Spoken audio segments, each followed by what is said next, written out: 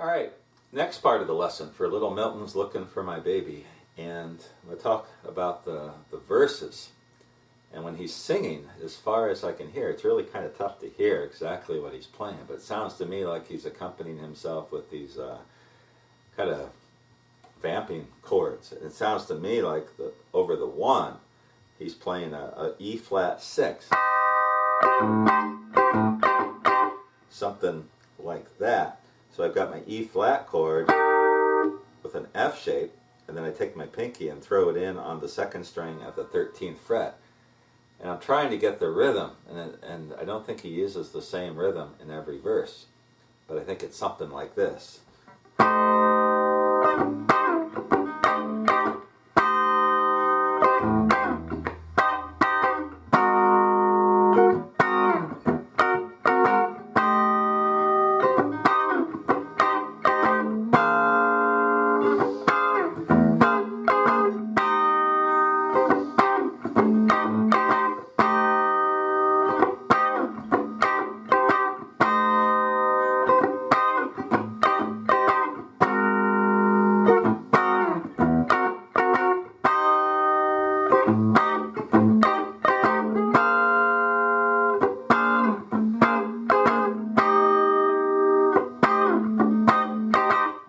That's what I'm hearing, and when I play along with the song, that's the rhythm idea that is easiest to play. He might be doing something more complex. Now the chords on that are pretty simple. I've got that E flat 6, then A flat, second position, 9th. So I've got my first finger on the 10th fret of the 4th string, my second finger on the 11th fret of the 5th string. Then I'm sliding my ring finger on or flattening out my ring finger on the 11th fret, 1st, 2nd, and 3rd string.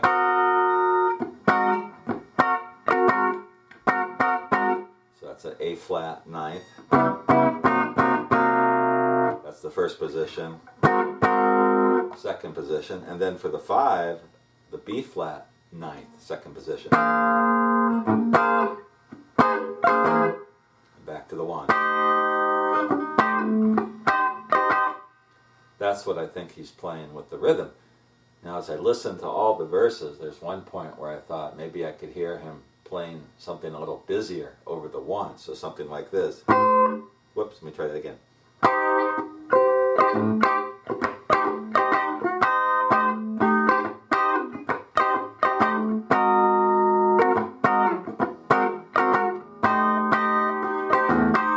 So he's, instead of just letting it hang, that's the first version I showed you. Maybe he's playing something like this.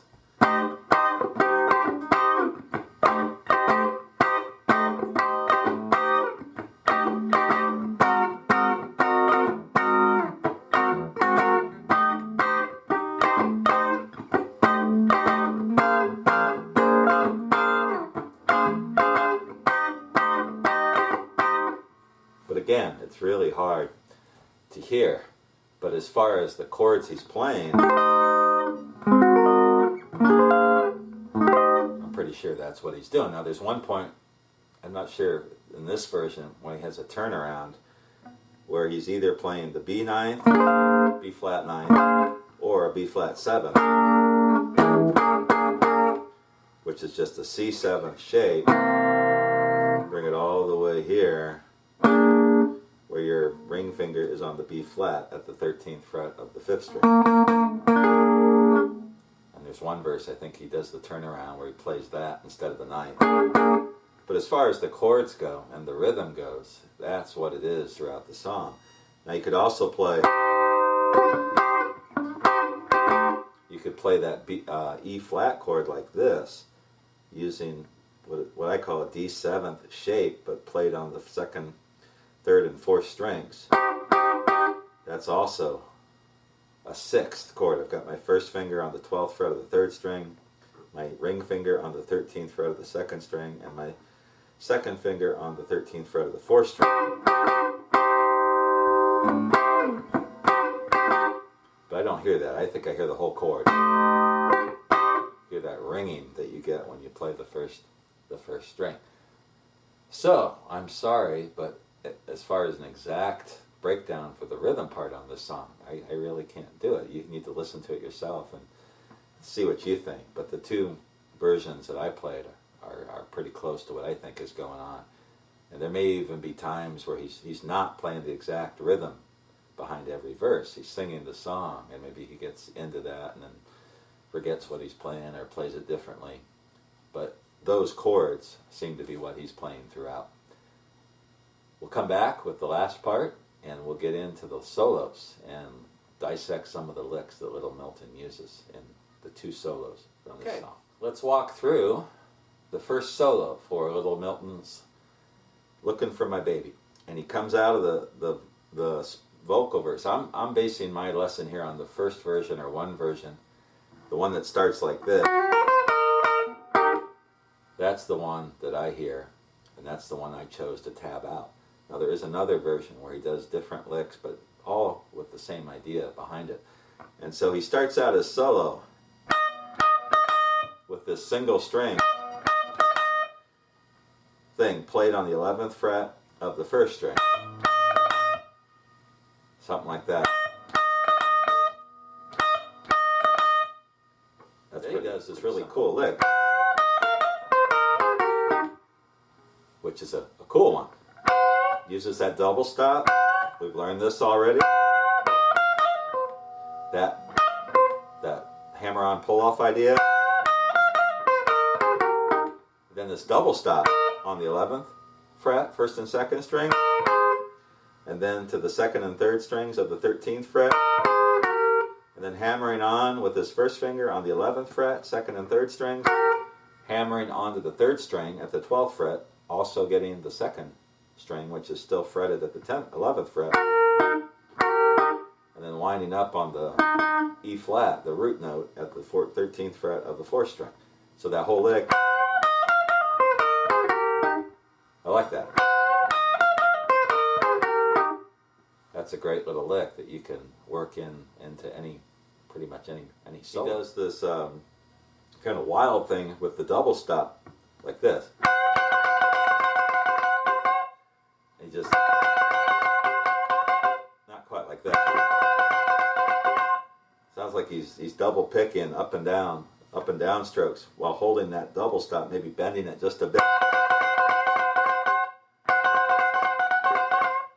You have to listen to the tune to get the original kind of the tempo, but that's what he's doing. He's just got that double stop, and he's picking it rapidly. So there's another cool idea. You could throw that in about it. He comes out of that. Whoops. With a little lick like that. Something I can't quite hear. And it's that some combination of those double stops. And I can't hear that exactly note for note, but I'm pretty sure that's what he's doing. Maybe that's it. That's pretty close. Again, I've got it tabbed out. But those double stops, you can throw those in about any. Toward the end of this first solo, he does something like this, where he goes from the double stop, does these hammer-on pull-off, and then winds up the phrase with that same double stop, which is kind of neat. And there's another lick you can throw in. And then he wraps up that first verse with something like this.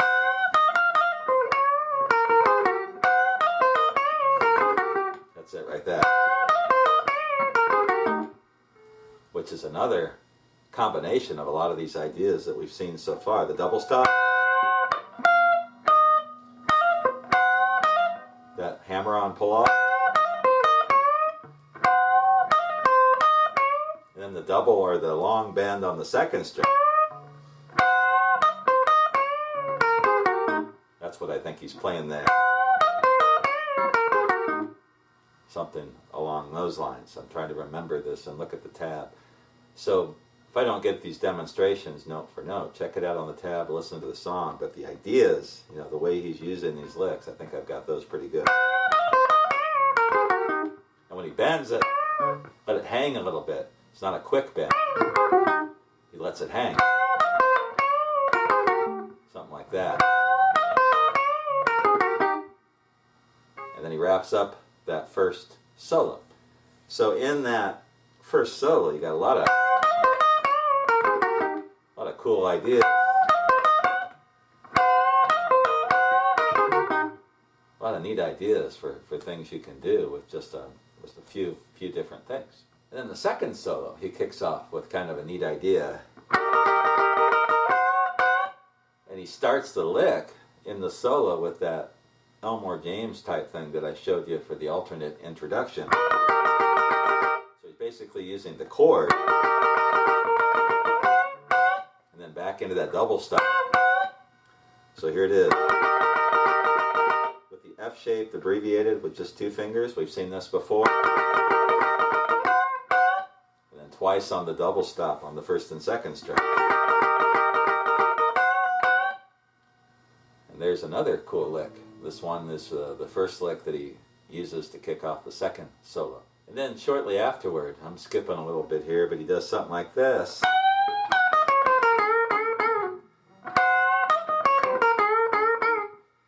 Leading into some bends on the third string. So if I remember right, he's got double stop, or he's just bending the 14th fret of the first string. And he does this walking single string thing from the 14th, 13th fret to the 12th fret of the second string. Before doing some bends on the third string. So it's like this.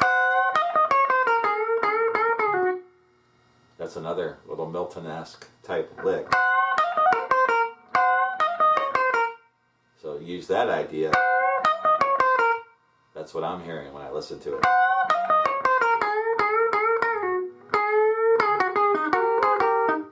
And he goes into these bends on the third string, just bending from the 11th fret, actually bending the 13th fret of the third string, using the first, second, and third fingers,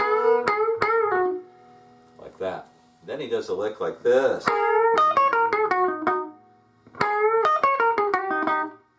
One of those 2 things, where he's bending the third string and holding it. And he bends, and then it sounds like he's dragging his pick down over the second and first string. And then going 14, 11 on the second string. Like that.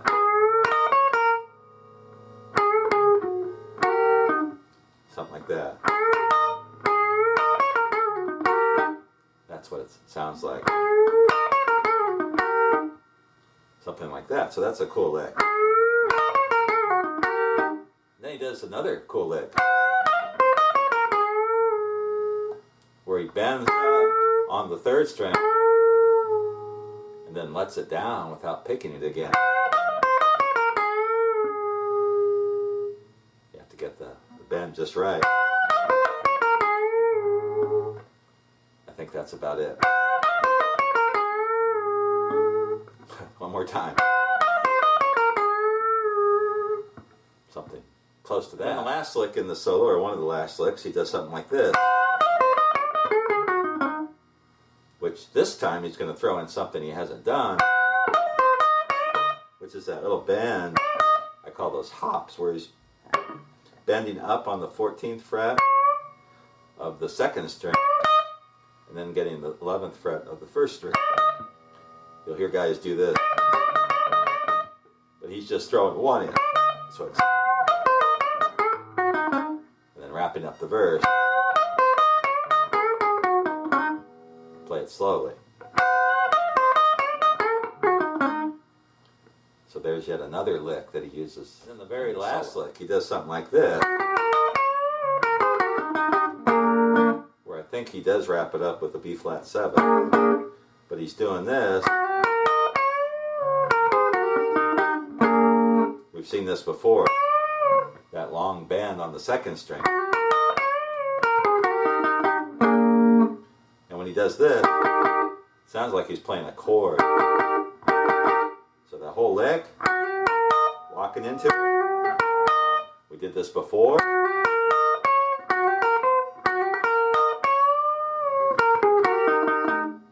So the whole thing.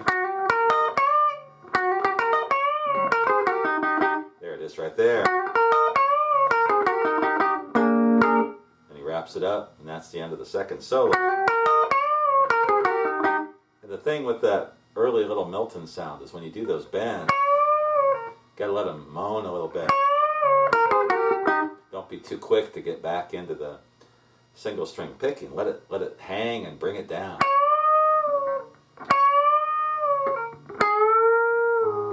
Kind of like that. Let it hang there. And back into the lick. So the song itself, after the second solo, goes for another verse or two, and it just ends. He just stops on it. And it's not much of an ending to the tune. So he's playing this, so I wish I had a better end tag to show you here. This is the first version. The second version, I'd have to listen to that, and I can't remember the end tag if he uses one there at all. So you go to the 5.